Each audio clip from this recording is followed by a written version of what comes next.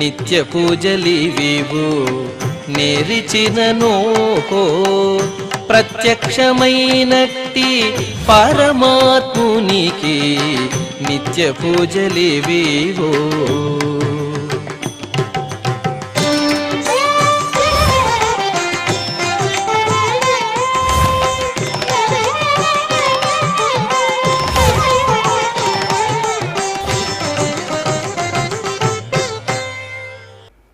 ఓం నమో వెంకటేశాయ. ఈరోజు మంగళవారము, శ్రీ క్రోధినామ సంవత్సరము, ఉత్తరాయణము, గ్రీష్మ ఋతువు, జ్యేష్ఠమాసము, శుక్లపక్షము, పంచమి తిథి, ఆశ్లేష నక్షత్రము, జూన్ 11, 2024.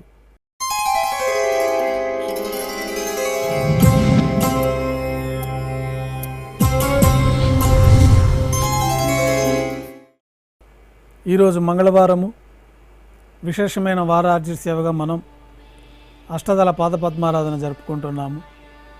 మాధ్యాహ్నిక ఆరాధన కార్యక్రమంలో భాగంగా స్వామివారికి నిర్వహించబడే అష్టోత్తర శతనామార్చన ప్రతిరోజు ఏకాంతంగా తులసీ దళములతో నిర్వహించబడుతుంది.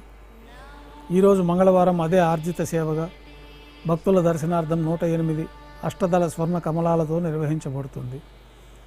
అష్టోత్తర శతనామార్చన తర్వాత శ్రీవారికి మాధ్యాహ్నిక నివేదనలు ఆరగింప చేయబడతాయి. వెంటనే సర్వదర్శనం ప్రారంభమవుతుంది.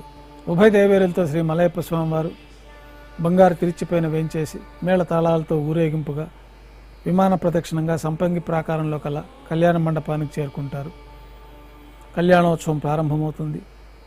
పుణ్యాహవచనము, అంకురార్పణ, రక్షాబంధనము, అగ్నిప్రతిష్ఠ, స్వామివార్లకి అమ్మవార్లకి నూతన పట్టు వస్త్రాల సమర్పణ, మహాసంకల్ప పఠనం, మాంగళ్యాలకు ఆరాధన, పూజ పూర్తయిన తర్వాత శ్రీవారి తరఫున అమ్మవార్లకి మాంగళ్యాల సమర్పణ గావించి ఈ సందర్భంగా స్వామివారికి అమ్మవార్లకి కర్పూర నీరాజనం సమర్పించి విశేషమైన హోమాలతో పూర్ణాహుతి పూర్తయిన తర్వాత మాలా పరివర్తనం కార్యక్రమం పూర్తి చేసి అమ్మవార్లను స్వామివారి చెంతకు చేర్చి ఈ సందర్భంగా అక్షతారోపణమైన వైదిక కార్యక్రమాన్ని నిర్వహించి కర్పూర నీరాజనము, నైవేద్యము, తిరిగి కర్పూర నీరాజనంతో కళ్యాణోత్సవం పూర్తవుతుంది.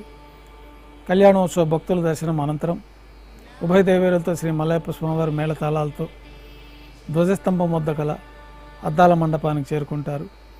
వేదపారాయణ నడుమ ఊంజల సేవ నిర్వహించి కర్పూర నీరాజనంతో ఊంజల సేవ పూర్తి చేసుకొని ఉభయ దేవేరులతో శ్రీ మలయప్ప స్వామివారు ఆలయం వెలుపల కల వైభవోత్సవ మండపానికి చేరుకుంటారు. ఆర్జిత బ్రహ్మోత్సవంలో భాగంగా స్వర్ణ గరుడ వాహనంపైన శ్రీ మలయప్ప స్వామివారు వేంచేస్తారు. కర్పూర నీరాజనంతో స్వర్ణ గరుడ వాహన సేవ పూర్తి అవుతుంది. హనుమంత వాహనంపైన శ్రీ మలయప్ప స్వామివారు వేంచేస్తారు. కర్పూర నీరాజనంతో హనుమంత వాహన సేవ పూర్తి అవుతుంది. పెద్ద శేష వాహనంపైన శ్రీ మలయప్ప స్వామివారు వేంచేస్తారు. కర్పూర నీరాజనంతో పెద్ద శేష వాహన సేవ పూర్తి అవుతుంది. తిరిచిపోయిన శ్రీ మలయప్ప స్వామివారు వేంచేసిన తర్వాత ఉభయ దేవేరులతో కలిపి శ్రీ మలయప్ప స్వామివారికి కర్పూర నీరాజన సమర్పణతో ఆర్జిత బ్రహ్మోత్సవం పూర్తి అవుతుంది. సాయం సంధ్య వేళలో 1000 దీపాలతో అలంకరించబడి ఉన్న సహస్ర దీపాలంకరణ సేవ మండపానికి ఉభయ దేవేరులతో శ్రీ మలయప్ప స్వామివారు చేరుకుంటారు. వేదం, గానం, నాదం నడుమ సహస్ర దీపాలంకరణ సేవ జరిపి నక్షత్ర నీరాజనము, కర్పూర నీరాజనం సమర్పణతోటి సహస్ర దీపాలంకరణ సేవ పూర్తి అవుతుంది. ఉభయ దేవేరులతో శ్రీ మలయప్ప స్వామివారు 4 తిరువీధుల ఉత్సవం జరుపుకొని భక్తులను అనుగ్రహించి ఆలయానికి చేరుకుంటారు. ఆలయంలో బంగారు వాకిల్లో స్వామివారికి నైవేద్యం పూర్తయిన తర్వాత గర్భాలయంలో వేంచేస్తారు. వెంటనే రాత్రి తోమాల సేవ ప్రారంభమవుతుంది. ఉదయం సమర్పించిన పుష్పమాలికలు సళ్లింపు చేసుకొని గర్భాలయాన్ని శుద్ధి చేసుకొని బంగారు పంచపాత్రలో శుద్ధ జలాన్ని నింపుకొని శ్రీ వైకానస ఆగమోక్తమైన విధానంలో స్వామివారికి ఉత్సవమూర్తులకి ఉపచారాలు సమర్పించి కొత్త పుష్పమాలికలతోటి మూలమూర్తికి ఉత్సవమూర్తులకి అలంకరణ జరిపి చతుర్వేద మంత్రాలతో మంత్రపుష్పాన్ని సమర్పించి నక్షత్ర నీరాజనము, కర్పూర నీరాజనంతో రాత్రి తోమాల సేవ పూర్తి అవుతుంది. తులసీ దళంతో అష్టోత్తర శతనామార్చన నిర్వహించిన తర్వాత రాత్రి నైవేద్యంలో భాగంగా అన్నప్రసాదాలు, పన్యారాలు, దోశ, ఘంటానాదం మధ్య నైవేద్యంగా సమర్పిస్తారు. తిరువీస నైవేద్యం పూర్తయిన తర్వాత భక్తుల్ని సర్వదర్శనానికి అనుమతిస్తారు.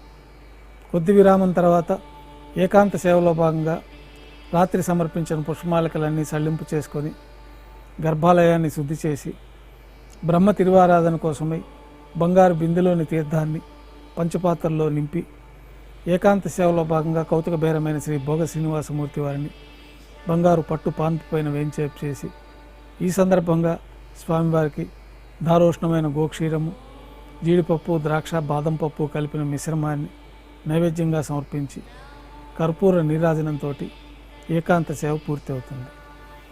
ఓం నమో వెంకటేశాయ.